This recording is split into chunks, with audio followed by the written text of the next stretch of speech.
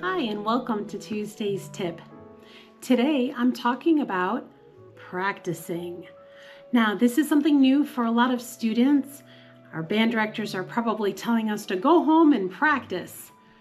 What does that mean? Well, let's go over a few things that are going to make your life a little bit easier as you're on your clarinet journey.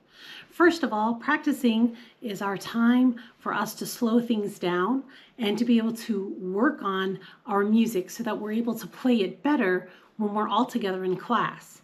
Now, the key is that we're doing this on our own, so that way when we're in class, we are feeling a little bit more confident and prepared.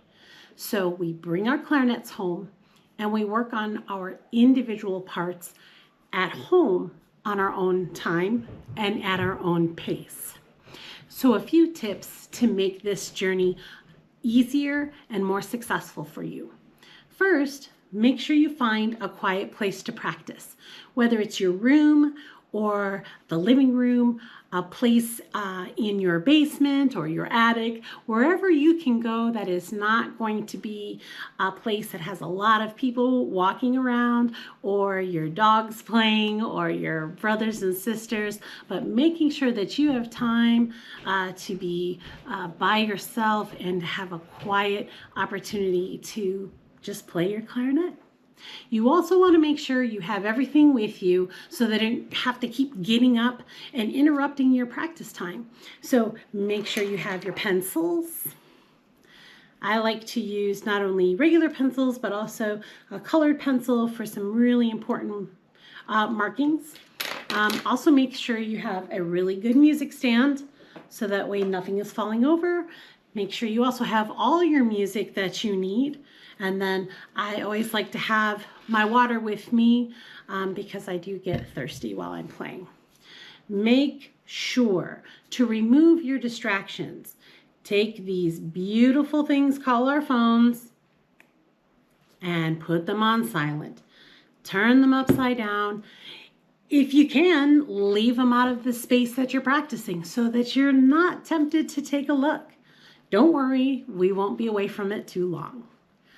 Turn off your computer, close the door, give yourself time to just be you and to play your music.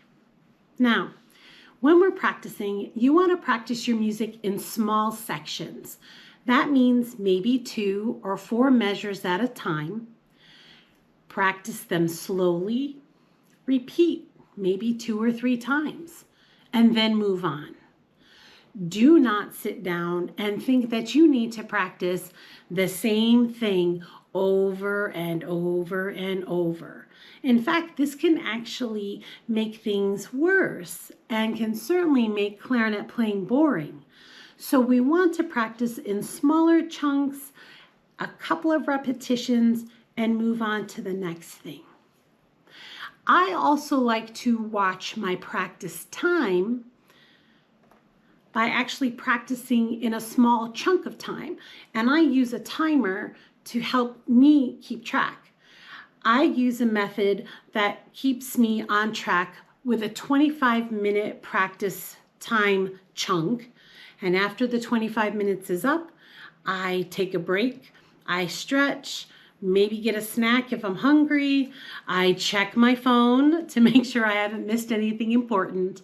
And after about 10 minutes, I go back to practicing. I set my timer again and I continue on. Sometimes our 25 minutes is just enough. It depends on what music we're working on. As a beginning clarinetist, 25 minutes may be all you need at the moment. Don't feel that you need to put in 2 hours a night. That's not reasonable nor expected of you at this moment. We just want you to go and put time in so that you can get comfortable with the instrument by yourself and feel that you can be more comfortable in the band room, and also that you're more comfortable with your friends the next day. The other thing that I really enjoy doing is keeping track of my practice time and what I've worked on. So I typically have some kind of journal where I can write the days and what I've worked on, so that way I don't forget. And then I also don't forget to practice something important. I have a lot of music that I'm going over and trying to make sure everything is being covered. And it's really easy to forget something, especially when you're practicing multiple pieces.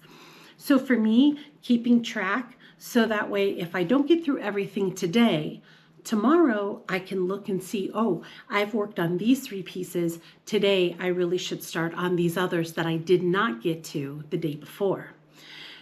Currently, my most favorite practice journal right now is this new Notable journal that I purchased. This is an absolutely fantastic practice journal. It gives me little prompts on what to focus on, and also gives me opportunities to write notes on what I've done. Also gives me a chance to make a decision. Did I think my practicing was productive? What could I have done better? And then at the end of the week, it gives me a chance to do some reflection on my practice. And this is called the Notable Practice Journal. I'll actually put a link for this journal in the notes below, so that way if you're interested, you can take a look at it. So I keep track of my practicing, and I try to do a little bit before I start my practice so I know what I want to practice. And then I fill out the rest at the end of my practice so that I know what I did accomplish and what I need to continue to work on later. Finally, the most important thing that we need to remember when we're practicing is slow practice is practice that sticks. No one in the lifetime of music has ever gotten better by practicing faster. We all wish it were true, and we all wish it would work. But the key is the slower and the more time you give yourself to understand and for the music to settle in, the better it will be. The less mistakes you will learn, the less mistakes you have to fix, and the more fun and enjoyment you will have sharing your music with your friends. So again, slow practice is practice that will stick. So thanks for joining me today in the Tuesday's tip. Don't forget to grab your clarinet, get your practicing going.